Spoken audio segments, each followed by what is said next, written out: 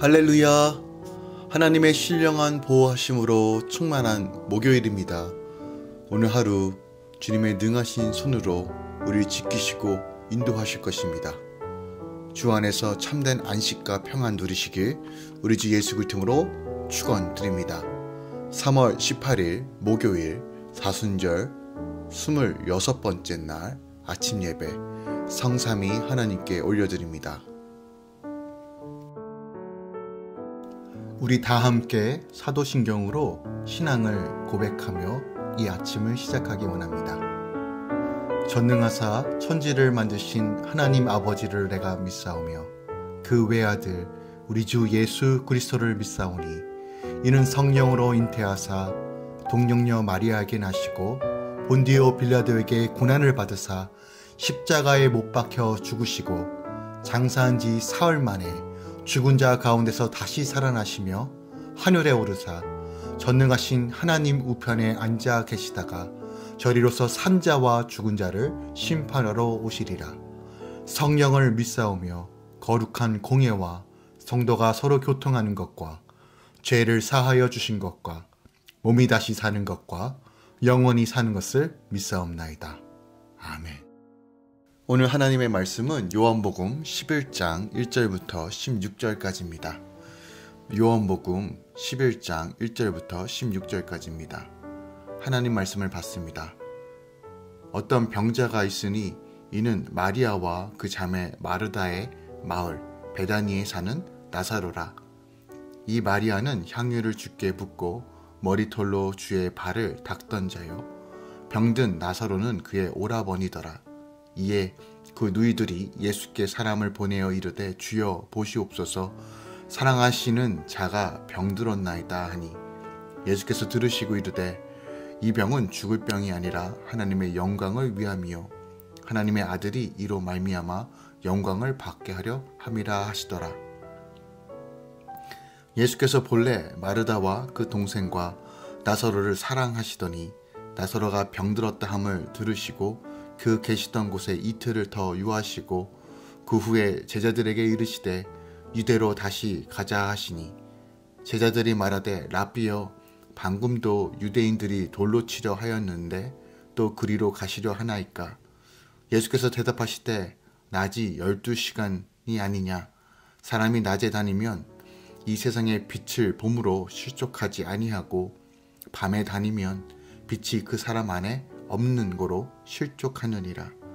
이 말씀을 하신 후에 또 이르시되 우리 친구 나사로가 잠들었도다. 그러나 내가 깨우러 가노라. 제자들이 이르되 주여 잠들었으면 낫겠나이다 하더라. 예수는 그의 죽음을 가리켜 말씀하신 것이나 그들은 잠들어 쉬는 것을 가리켜 말씀하신 줄 생각하는지라. 이에 예수께서 밝히 이르시되 나사로가 죽었느니라. 내가 거기 있지 아니한 것을 너희를 위하여 기뻐하노니 이는 너희로 믿게 하려 함이라. 그러나 그에게로 가자 하시니 디드모라고 하는 도마가 다른 제자들에게 말하되 우리도 주와 함께 죽으러 가자 하니라. 아멘. 하나님의 말씀입니다.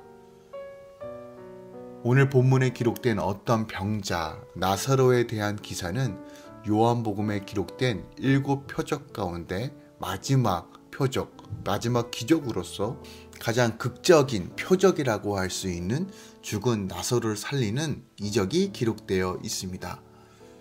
요한은 예수님께서 많은 기적을 행하셨지만 그 가운데서도 예수님께서 하나님의 아들로서 신적 속성을 지니셨으며 메시아 되심을 가장 잘 보여주는 7가지 이적만 성별적으로 담고 있습니다. 그중 마지막으로 기록된 죽은 나사로를 살리는 이 표적은 예수님께서 생명의 주인 되심을 보여줄 뿐만 아니라 앞으로 있을 그리스도에 의하여 모든 성도들이 경험하게 될 부활과 영생을 예표적으로 보여주는 역할을 합니다. 성경의 기록으로 볼 때 예수님께서는 공생의 기간 동안 회당장 야이로의 딸을 살리신 이적을 베푸셨고 나인성 과부의 아들을 소생시킨 이적도 베푸셨습니다. 그러나 요한은 죽은 자를 살린 이 두 사건의 기록은 생략하고 대신 나사로를 살리신 사건만 기록하고 있습니다.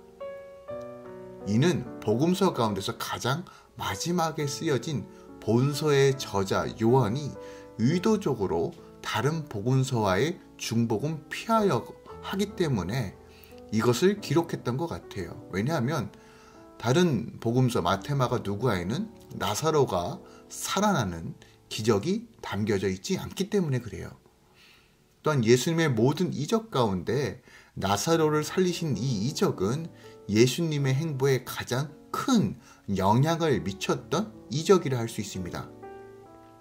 이 이적으로 인하여 많은 유대인들이 예수님을 믿게 되었고요. 또한 이로 인하여 자신들의 기득권을 지키려고 했던 유대 종교자들의 위기감이 더욱 고조되었습니다.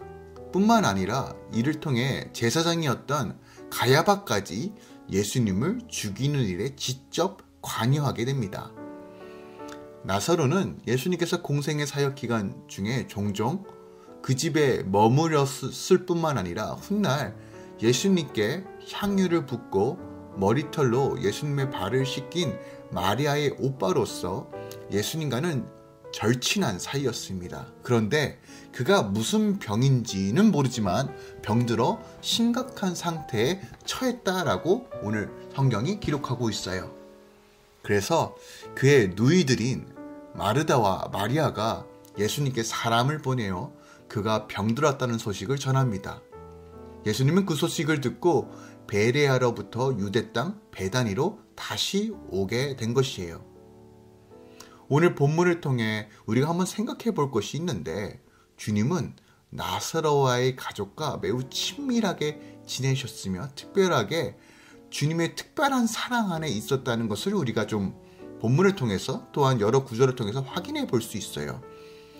이것을 조금 더 우리가 현대적으로 또한 교회적인 관점에서 바라본다면 주님의 몸인 믿음의 공동체로 우리가 이것을 이해해 볼 때 주 안에 있는 공동체 안에서는 우리가 그 가족과 같은 친밀한 가운데 또한 주님의 축복 안에 거하는 놀라움을 경험할 수 있다는 것이에요. 나사로의 가족과 주님이 친밀하게 지내셨던 것처럼요.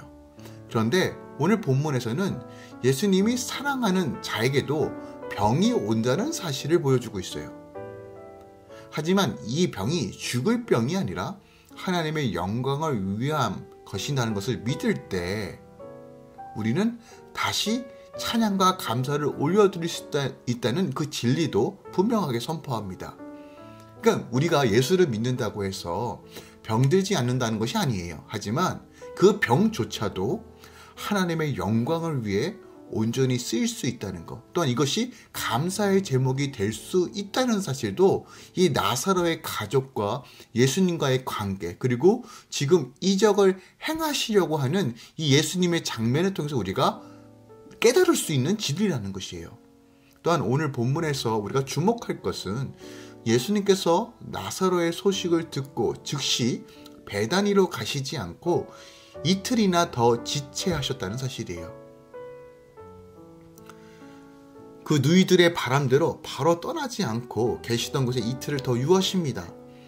우리의 죽을 병이 하나님의 영광을 위한 구원의 사건이 되려는 이 이틀의 시간이 필요하다는 것을 보여주고 있어요. 여기서 이 이틀은 내가 정하는 것이 아니라 주님이 정한 시간입니다.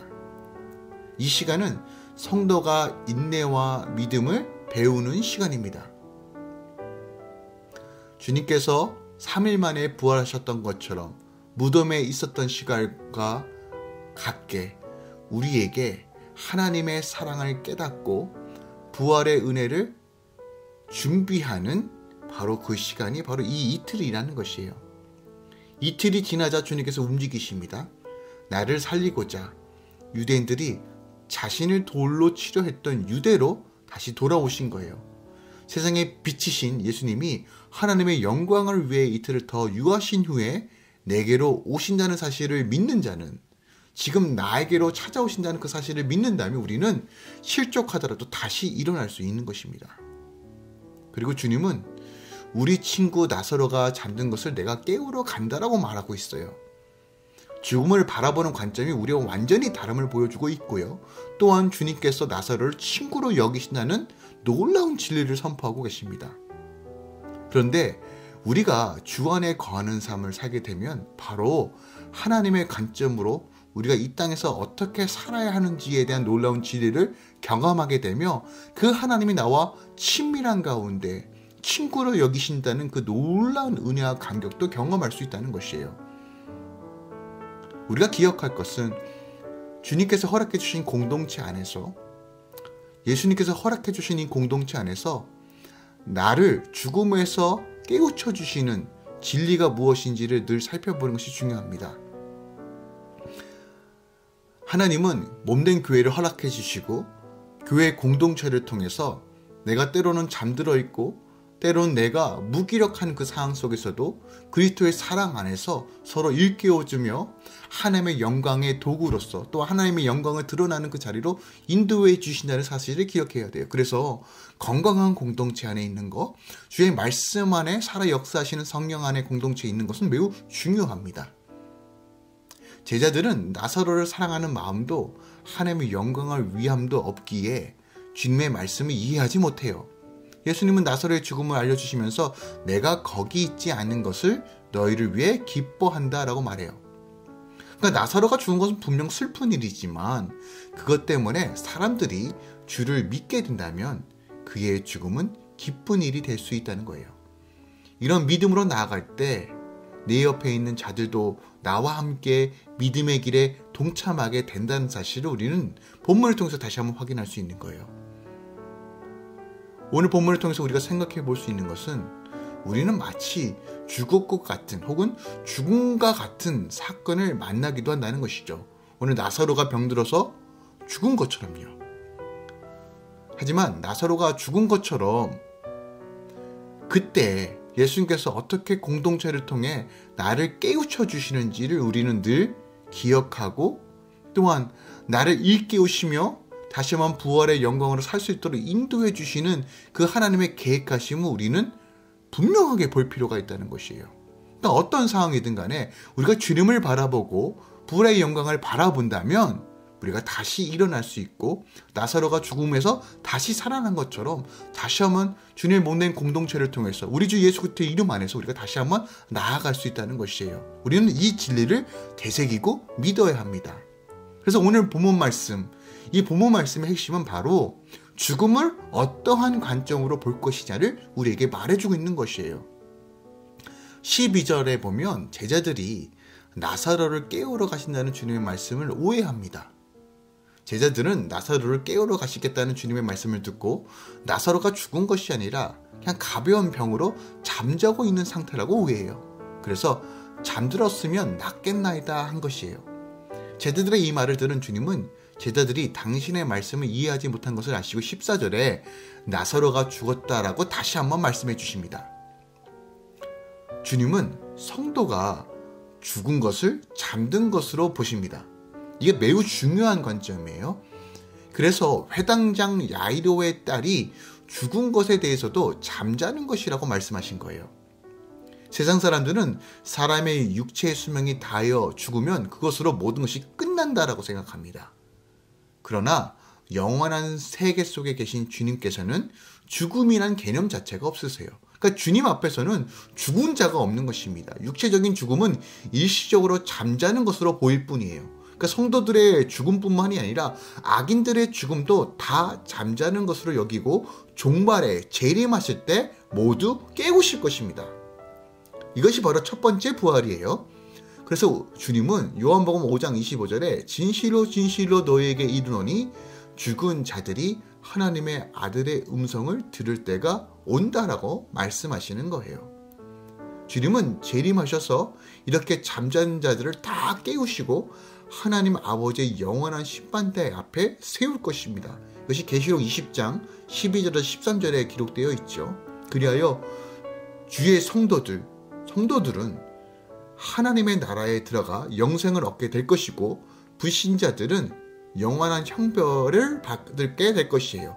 성경이 분명하게 증거하고 있는 내용입니다. 그러므로 성도는요, 주 안에 있는 한 이 세상에서의 죽음이 끝이 아니라는 진리를 믿고 죽음을 두려워하는 것이 아니라 소망 되신 주님께 더 집중하는 삶을 사는 것이 바로 복되다라는 그 진리를 믿고 바라봐야 한다는 것이에요.